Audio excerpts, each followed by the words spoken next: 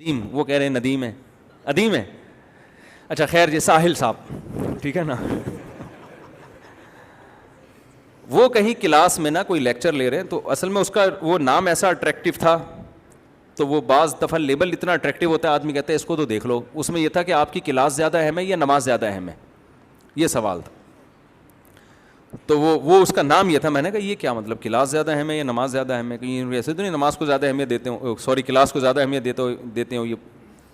تو کسی کو انہوں نے وہ مائک پکڑایا، جی کیا سوال ہے؟ اس نے کہا سر میرا آپ سے سوال یہ ہے کہ آپ کے نظر میں آپ کی کلاس کی ویلیو نماز سے زیادہ ہے، کیونکہ 1:30 بجے جماعت کی نماز ہوتی ہے، آپ نماز چھوڑ کر آپ کلاس میں لگے رہتے ہیں.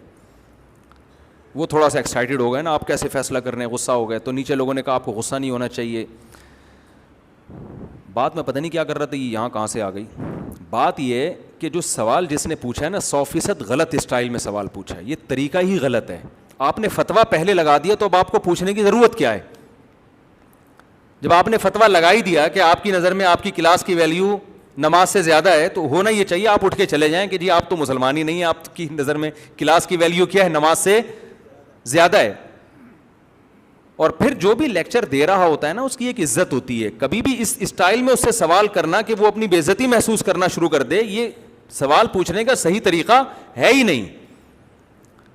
ہونا یہ چاہیے کہ آپ سوال پوچھیں کہ سر کچھ لوگوں کو غلط فہمی ہو رہی ہے کہ 1:30 بجے یہاں نماز بھی ہوتی ہے تو آپ کی کلاس بھی چل رہی ہوتی ہے، تو شاید آپ کے علم میں نہ ہو، اور اگر آپ کے علم میں ہے تو کائنڈلی اس کو تھوڑا سا وضاحت کر دیں کہ ایسا کیوں کرتے ہیں.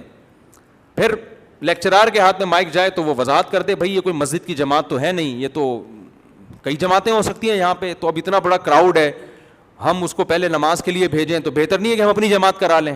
اس طرح کے کوئی بھی جواب، وہ تو خیر ان کا ہیڈ ہے کہ کیا جواب دینا چاہیے کیا نہیں دینا چاہیے، لیکن سوال پوچھنے والے کا اسٹائل 100% غلط تھا.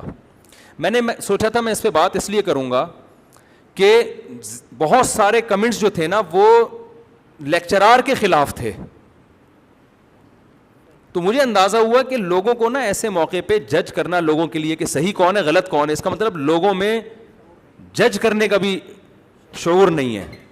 ہونا یہ چاہیے تھا کہ سب اس کو غلط کہتے کہ بھئی یہ سوال پوچھنے کا انداز کون سا ہے کہ آپ نے ایک طنز کر دیا نا اگلے کے اوپر کہ آپ کی نظر میں کیا نماز کی اہمیت، یعنی آپ کی نظر میں آپ کے لیکچر اور کلاس کی اہمیت کیا نماز سے زیادہ ہے؟ تو ایک طنز کر دیا نا آپ نے کسی کے اوپر. اصولی طور پر ہونا یہ چاہیے کہ ایسے سوال آپ چھپڑ میں پوچھیں، آپ سائڈ پہ لے جائیں، پرچی بھی لکھ دیں کہ سر نماز کا ٹائم ہوتا ہے، کوئی لاجک ہے اس کی، تو وہ آپ کو الگ میں بتا دیں. اور اگر اگلے کو ایسے موقع پہ واضح اپنی غلطی کا احساس ہو جاتا ہے، توجہ نہیں ہوتی، وہ اگلے کل سے اعلان کر دے گا بھائی 1:30 بجے چونکہ نماز ہوتی ہے تو کلاس آف ہو جائے گی. 20 طریقے ہوتے ہیں معاشرے کی اصلاح کے. لیکن جب آپ نے لگا دیا فتویٰ یا سوال ایسے اسٹائل میں پوچھا کہ اگلا بے عزتی محسوس کر رہا ہے، لوگ یہ بھی کہہ رہے ہیں کہ ایکسائٹیڈ کیوں ہو رہے ہیں. دیکھو امام شافعی کا قول ہے من اغضب فلم یغضب فہو حمار.